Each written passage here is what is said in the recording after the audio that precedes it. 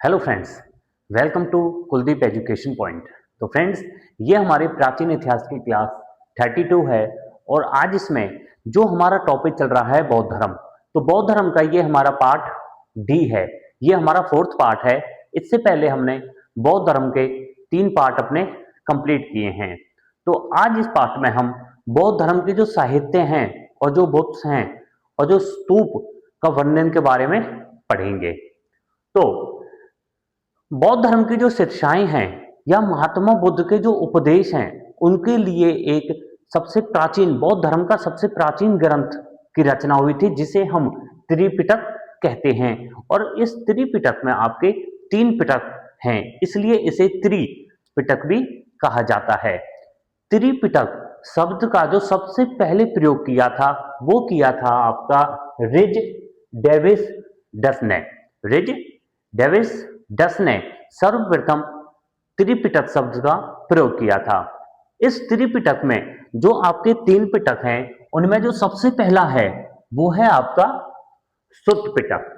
और सुत्त पिटक सबसे पहला पिटक है, फिर दूसरा है विनय पिटक और तीसरा है आपका अभिधम पिटक। इन तीनों पिटकों में से जो सबसे बृहत्तम होता है, मतलब सबसे ऊपर है, वो है आपका सुत्त पिटक। और जो सबसे नीचे है, जो लघुत्तम पिटक है तीनों पिटकों में से, वो है आपका विनय पिटक। और जो मध्यम है, तीनों में से जो मध्यम पिटक है वो है आपका अभिधम पिटक। तो पहला है हमारा सुत्त पिटक, और सुत्त पिटक का जो संकलन किया था वो किया था आपका आनंद ने। और सुत्त पिटक में आपके महात्मा बुद्ध के उपदेश व संवेदों व वचनों का संकलन मिलता है। महात्मा बुद्ध के जो उपदेश थे, जो उनके संवेद थे और जो उनके वचन थे, उन वचनों का जो उल्लेख मिलता है वो मिलता है आपका सुत्त पिटक में। उसके बाद आता है विनय पिटक, और विनय पिटक का संकलन जो किया था वो किया था आपका उपाली ने। और इसमें आपके बौद्ध धर्म के नियम, निषेध व आचार विचार मिलते हैं कि बौद्ध धर्म के क्या नियम थे, क्या निषेध थे, उनके क्या विचार थे, इसके बारे में उल्लेख मिलता है आपका विनय पिटक में। उसके बाद आता है अभिधम पिटक। ये जो हमारे 2 पिटक हैं, सुत्त पिटक और विनय पिटक, इनका जो संकलन हुआ था ये आपकी पहली जो बौद्ध सभा हुई थी 483 में, उसमें किया गया था। उसके बाद आता है अभिधम पिटक, और अभिधम पिटक का जो संकलन किया था आपका, ये किया था मोगालीपुत्र तिस ने। और मोगालीपुत्र तिस ने इस अभिधम पिटक का जो संकलन किया था वो किया था आपकी तीसरी बौद्ध सभा में, जो हुई थी 255 ईसा पूर्व में। अभिधम पिटक में है आपके बौद्ध धर्म के आध्यात्मिक व दार्शनिक विचारों का संकलन मिलता है। मतलब बुद्ध के जो आध्यात्मिक व दार्शनिक विचार हैं उनका जो संकलन मिलता है वो मिलता है आपका अभिधम पिटक में। उसके बाद इन तीनों पिटकों के हमारे कुछ उपांग भी हैं, कुछ ग्रंथ भी आते हैं इनके अंदर, जैसे सुत्त पिटक। सुत्त पिटक के उपांग हैं आपके दीर्घ निकाय, मध्यम, संयुक्त, अंगुत्तर निकाय और खुद्दक निकाय। दोबारा देखिए, सुत्त पिटक के जो उपांग हैं वो हैं आपके दीर्घ निकाय, मध्यम निकाय, संयुक्त निकाय, अंगुत्तर निकाय और खुद्दक निकाय। ये हैं आपके उपांग सुत्त पिटक के। फिर आता है आपका विनय पिटक, और विनय पिटक के उपांग हैं आपके सुत्त विभांग, सुत्त विभंग, संधका तथा पाचित्य व खंडक। ये हैं आपके उपांग विनय पिटक के। उसके बाद आता है आपका कि जो गीता है, जो गीता सबसे पवित्र माना जाता है, तो गीता के समान पवित्र माना गया है आपका अभिधम पिटक। अभिधम पिटक को तीनों पिटकों में से, मतलब जो सबसे पवित्र पिटक माना गया है वो है आपका अभिधम पिटक। और अभिधम पिटक को आपका गीता की तरह सबसे पवित्र माना गया है। उसके बाद आते हैं कि अभिधम पिटक, जो अभिधम पिटक है, अभिधम पिटक के जो उपांग हैं वो कौन कौन से हैं। तो अभिधम पिटक के उपांग हैं आपका पुर्दुगल, कथावस्तु, पुर्दुगल, कथावस्तु, यमक, धातु कथा और विभंग, ये उपंग हैं आपके अभिधम पिटक के। उसके बाद जो बौद्धों की बौद्ध धर्म में बहुत सारे ग्रंथ हैं, परंतु जो बौद्धों की रामायण मानी जाती है, बौद्धों की रामायण कहा जाता है जिस ग्रंथ को, वो है आपका बुद्ध चरित्र।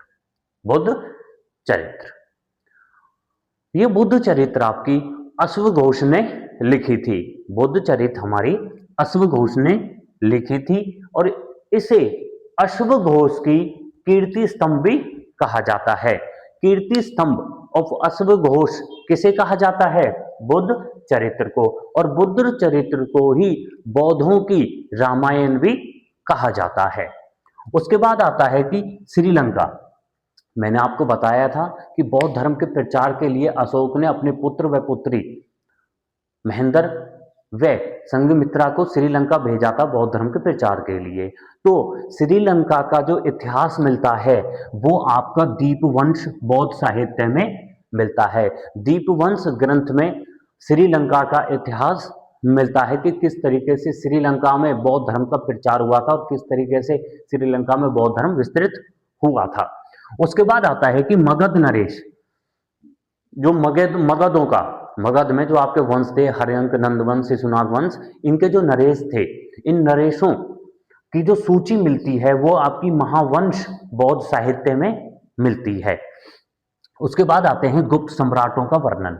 जो गुप्त सम्राट थे हमारे, गुप्त वंश के जो राजा थे, उन राजाओं का जो वर्णन मिलता है वो मिलता है आपका आर्य मंजू श्री मूल कल्प में।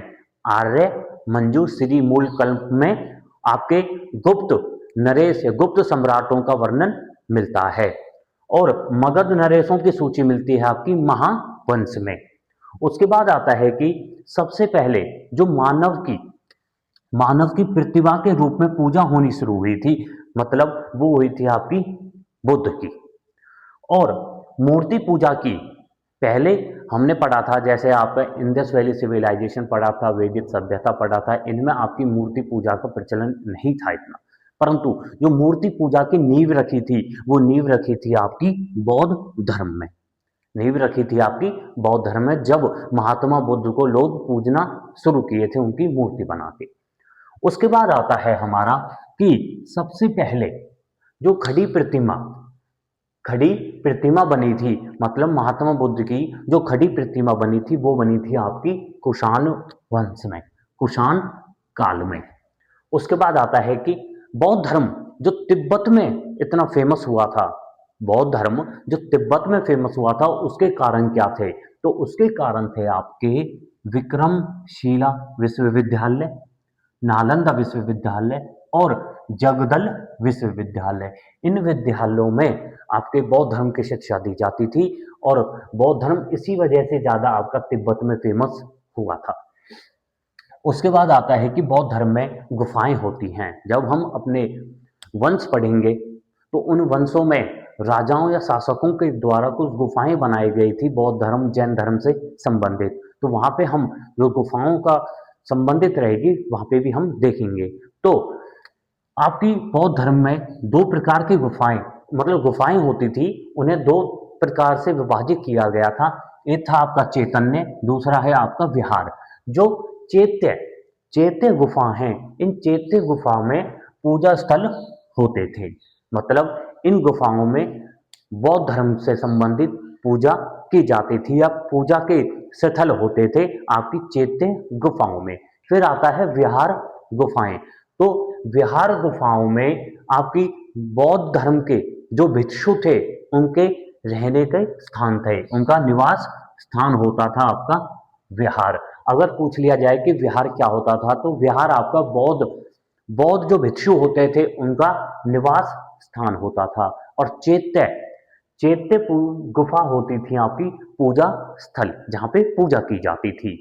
उसके बाद आता है आपका नासिक व कार्ले की गुफाएं। नासिक व कार्ले की गुफाएं आपका सातवाहन साम्राज्य से संबंधित हैं। सातवाहन साम्राज्य के जो शासक थे उन्होंने नासिक व कार्ले की गुफाएं करी हैं। इन्हें हम और विस्तृत रूप में पढ़ेंगे जब हम अपने साम्राज्य या वंशों को करेंगे। फिर आता है कि बुद्ध मूर्तियां शैली कि बौद्ध की कौन कौन सी शैली में मूर्ति बनाई जाती थी। तो महात्मा बुद्ध की जो शैली बनाई जाती थी वो आपकी मथुरा शैली में और गांधार शैली में बनाई जाती थी। उसके बाद आता है कि बुद्ध की मानव कीर्ति अपनी स्वर्ण मुद्रा पर, मतलब महात्मा बुद्ध की जो तस्वीर थी, जो चित्र था, वो अपने सोने की मुद्रा पर, सोने के सिक्कों पर किसने चलाए थे? वो चलाए थे आपके कनिष्क ने, स्वर्ण मुद्राओं पर।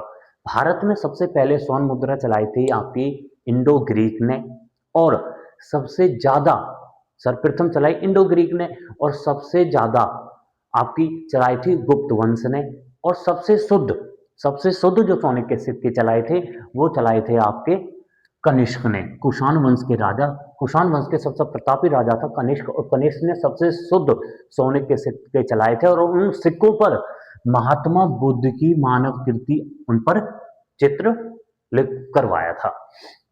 उसके बाद आता है महापरिनिर्वाण मंदिर। महापरिनिर्वाण मंदिर इन कुशीनगर, मतलब कुशीनगर में महापरिनिर्वाण मंदिर है। उसके बाद आता है कि बुद्ध की प्राचीनतम प्रतिमा, बुद्ध की, महात्मा बुद्ध की जो सबसे प्राचीनतम प्रतिमा बनाई गई थी वो आपकी कौन सी शैली में बनाई गई थी? गांधार शैली में बनाई गई थी। दो शैली है, मथुरा शैली और गांधार शैली, और गांधार शैली में सबसे प्राचीन जो महात्मा बुद्ध की प्रतिमा बनाई गई थी।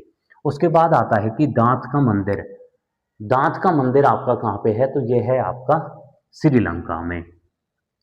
फिर आता है बोधिसत्व पद्म पानी का चित्र। बोधिसत्व पद्म पानी का जो चित्र मिला है, ये मिला है आपका अजंता गुफाओं में।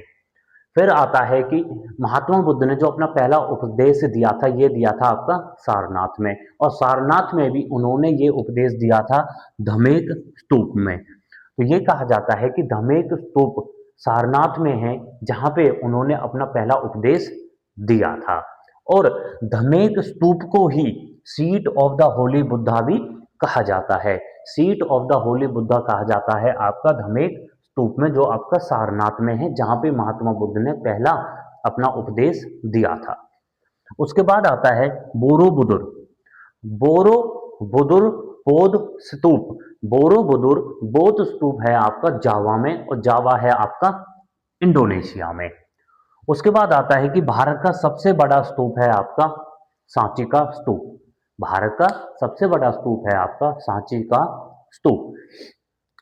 उसके बाद आते हैं कि वह कौन कौन से शासक थे जो बौद्ध धर्म के अनुयायी थे या जो बौद्ध धर्म को मानते थे। तो वो थे आपके बिंबिसार, हर्यंक वंश का बिंबिसार, अजातशत्रु जिनके शासनकाल में पहली बौद्ध सभा हुई थी, अशोक, प्रसेनजित जो कौशल वंश का राजा था, उदयन जो वर्ष वंश का राजा था, माद्रिक जो शाक्य कुल का शासक था, प्रद्योत जो अवंतिका था, अवंतिका चंद्र प्रद्योत जिसको जॉन्डिस हो गया था और बिंबिसार ने अपना वैद्य भेजा था जिस वैद्य का नाम था जीवक, वो आपका प्रद्योत। उसके बाद था अवंतिपुत्र जो सोर सेन साम्राज्य से था, बौद्धि कुमार और कनिष्क जो आपका कुषाण वंश से था, जिसने कनिष्क ने अपने सोने के सिक्कों पे महात्मा बुद्ध के चित्र बनवाए थे। उसके बाद आता है कि स्तूपों का जो प्रचलन शुरू हुआ था वो आपका वो बौद्ध धर्म में ही माना जाता है। उसके बाद आता है कि स्तूप मतलब मृतक की चिता के ऊपर, जो मृतक होता था, मृतक की चिता के ऊपर ही एक समाधि के रूप में होता था, मतलब मृतक की चिता होती थी, उसके ऊपर समाधि के रूप में अर्धगोलाकार रूप में उसको बना दिया जाता था जिसमें मृतक के अवशेष रखे जाते थे। उसके बाद आता है कि स्तूप जो होता है, स्तूप आपका संबंधित होता है महात्मा बुद्ध की मृत्यु से। महात्मा बुद्ध की मृत्यु से ये इसलिए संबंधित होता है क्योंकि ये कहा जाता है कि इन स्तूपों में महात्मा बुद्ध या बौद्ध धर्म के जो भिक्षु होते हैं उनके अवशेष रखे जाते हैं। स्तूपों को 4 भागों में विभाजित किया गया है। जो स्तूप हैं ये आपके 4 भागों में विभाजित किए गए हैं। जैसे पहला है आपका शारीरिक स्तूप। और इस शारीरिक स्तूप में आपका शारीरिक अवशेष, जो शारीरिक अवशेष थे जैसे केश, दंत और आदि, इनको रखा जाता है। मतलब जिसमें शारीरिक अवशेष रखे जाएंगे उसे हम शारीरिक स्तूप कहेंगे। फिर आता है आपका पारिभौगिक स्तूप, और पारिभौगिक स्तूप में आपके उपयोग की गई वस्तुएं जो महात्मा बुद्ध या बौद्ध भिक्षुओं के द्वारा, जो प्रसिद्ध बौद्ध भिक्षु थे उनके द्वारा जो चीजें उपयोग में, जो वस्तुएं उपयोग में लाई गई थी उनको उसमें रखा जाता है। जैसे भिक्षा पात्र, मतलब जिसमें वो भिक्षा मांगा करते थे, और पादुका, चप्पलें और चीवर, संगाटी, इन सबको, मतलब उपयोग में जो चीजें उपयोग में लाई जाती थी उन्हें जिस स्तूप में रखा जाता था उसे कहा जाता था पारिभौगिक स्तूप। फिर आता है आपका उद्देशिका स्तूप, और उद्देशिका स्तूप में आपके महात्मा बुद्ध के जीवन से जुड़ी घटनाओं की स्मृति से है। मतलब महात्मा बुद्ध के जीवन में जो जो घटनाएं हुई थी उन घटनाओं को उस स्तूप में सजाया जाता है, रखा जाता है उनकी याद में, तो इसे बोलते हैं उद्देशिका स्तूप। फिर आता है हमारा चौथा स्तूप जो है आपका पूजार्थ स्तूप, और पूजार्थ स्तूप में महात्मा बुद्ध की पूजा के लिए, मतलब कुछ धनवान लोग, कुछ अमीर लोग महात्मा बुद्ध की पूजा करने के लिए उन स्तूपों को बनाते हैं जिसमें वो महात्मा बुद्ध की पूजा कर सकें। ये थे हमारे 4 प्रकार के स्तूप। उसके बाद स्तूप जो होते हैं, स्तूप के कुछ अंग भी होते हैं। जैसे सबसे पहले स्तूप में एक पॉट रखा जाता है जिसमें कहा जाता है कि जो बौद्ध भिक्षु थे, महात्मा बुद्ध थे, उनके अवशेष होते हैं, जिसमें उसके अवशेष होते हैं उसे कहा जाता है पॉट, POT, पॉट। उसके बाद इस पॉट के नीचे एक बेस बनाया जाता है। तो जो ये बेस बनाया जाता है जिस पे इस पॉट को रखा जाता है, इस पॉट के चारों तरफ जो परिक्रमा लगाई जाती है जिस पर, उसे कहा जाता है कुर्सी मेहंदी, उसे कहा जाता है कुर्सी मेहंदी। उसके बाद आता है कि कुर्सी और मेहंदी के दोनों तरफ से, कुर्सी और मेहंदी के दोनों तरफ से एक अर्धगोलाकार, एक अर्धगोलाकार बनाया जाता है इस तरीके से, और इस अर्धगोलाकार को कहा जाता है अंडा। इस अर्धगोलाकार को कहा जाता है अंडा या फिर अंड। उसके बाद आता है कि इस अंडा के ऊपर, इस अंडा के ऊपर एक हर्मिका बनाई जाती है, एक हर्मिका बनाई जाती है सपोर्ट देने के लिए, जो सपोर्ट देती है आपकी यष्टि को, जो सपोर्ट देती है आपकी यष्टि को। और इस यष्टि के ऊपर एक चिन्ह बनाया जाता है, एक धार्मिक चिन्ह बनाया जाता है यष्टि के ऊपर, और जिसे कहा जाता है छत्र या धार्मिक चिन्ह का प्रतीक, जिसे कहा जाता है धार्मिक छत्र का प्रतीक। उसके बाद इस अर्धगोलाकार, जब ये अर्धगोलाकार बन जाता है तो अर्धगोलाकार के चारों तरफ, अर्धगोलाकार के चारों तरफ एक पक्की ईंटों से या पक्के उसे एक रास्ता बनाया जाता है जिसे हम प्रदक्षिणा, प्रदक्षिण पथ भी कहते हैं।